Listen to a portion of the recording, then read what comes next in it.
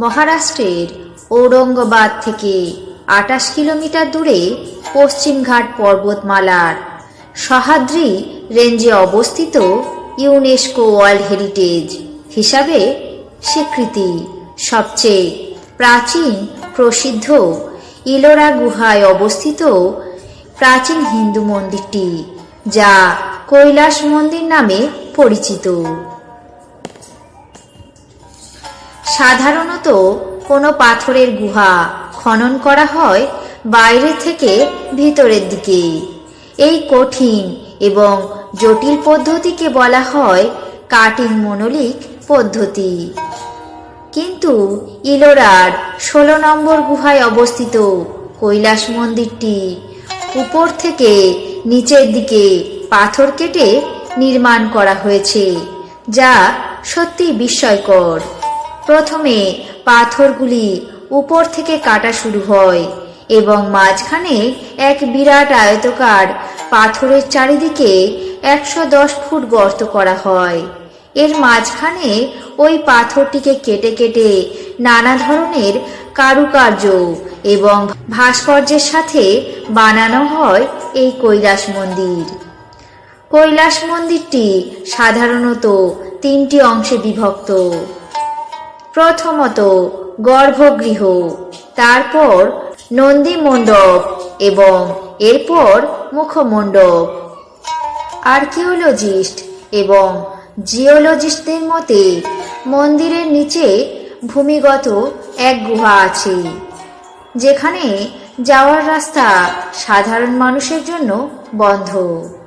আর ঠিক এই দরজার পিছনে আছে একটি সুড়ঙ্গ পথ, যেটি অনুসরণ করে মানুষ একটি ভূগর্ভস্থ শহরে পৌঁছে যেতে পারেন।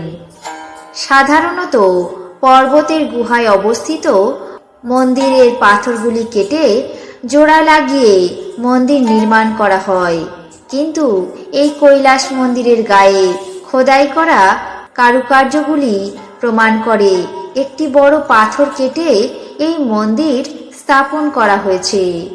তবে মন্দির নির্মাণের সঠিক সময় সম্পর্কে কেউই আজও পর্যন্ত জানতে পারেনি।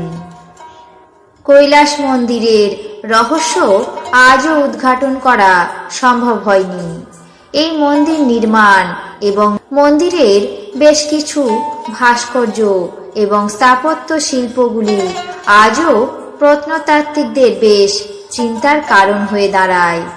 আর্কিওলজিস্টদের মতে এই ধরনের পাথর কেটে মন্দির বানানোর জন্য প্রায় ৩ লক্ষ টনের কাছাকাছি পাথর কেটে সরাতে হয় এবং তা তৈরি করতে মোটামুটি ১২ লক্ষ বছর সময় লেগে যাওয়ার কথা। কিন্তু ইতিহাস অনুযায়ী কৈলাস পর্বত তৈরি হয়েছে মাত্র ১৮ বছরে। অপরদিকে পাথর কেটে যে পাথরগুলি বের করা হয়েছিল তার অবশিষ্ট অংশগুলি ওই মন্দিরের আশেপাশে অথবা কয়েকশো মাইলের মধ্যে কোথাও খুঁজে পাওয়া যায়নি।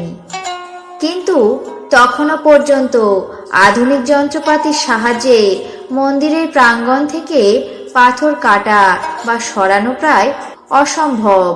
তাহলে কিসের সাহায্যে এত বড় বড় পাথর কেটে এবং সরিয়ে হঠাৎ করে এই বিশাল মন্দির তৈরি হলো?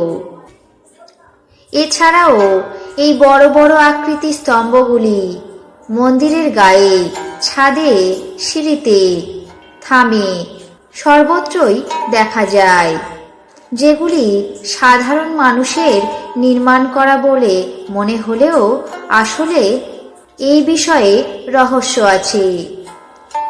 সামান্য কিছু পাথরের যন্ত্রপাতি দিয়ে বা ব্লুপ্রিন্ট কিংবা কম্পিউটারাইজড অত্যন্ত উচ্চমানের নকশা এই মন্দির কোনোভাবেই গড়ে ওঠা সম্ভব নয়, যার গঠন অস্তিত্ব সম্পর্কে আজও বড় বড় ইঞ্জিনিয়াররা এবং আর্কিওলজিস্টরা এর সমাধান খুঁজে বের করতে পারেনি।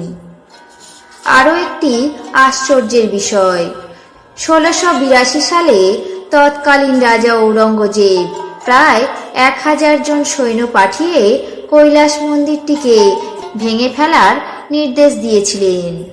তখন ওই 1000 জন সৈন্য প্রায় 3 বছর ধরে কৈলাস মন্দিরটিকে ভাঙার চেষ্টা করেন এবং ব্যর্থ হন। ঔরঙ্গজেব তারপর নিজের ব্যর্থতা স্বীকার করে কৈলাস মন্দির ভাঙার নির্দেশকে প্রত্যাহার করে নেন।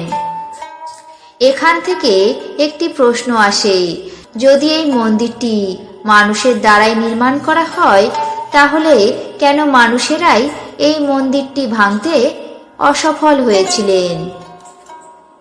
সুতরাং এর থেকেই বোঝা যায় মন্দিরের চারিদিকে এবং পরতে পরতে রহস্যে ঘেরা। এই কৈলাস মন্দিরে ভগবান শিবের বাস এবং এখানে কোনো মানুষই পৌঁছাতে পারে না।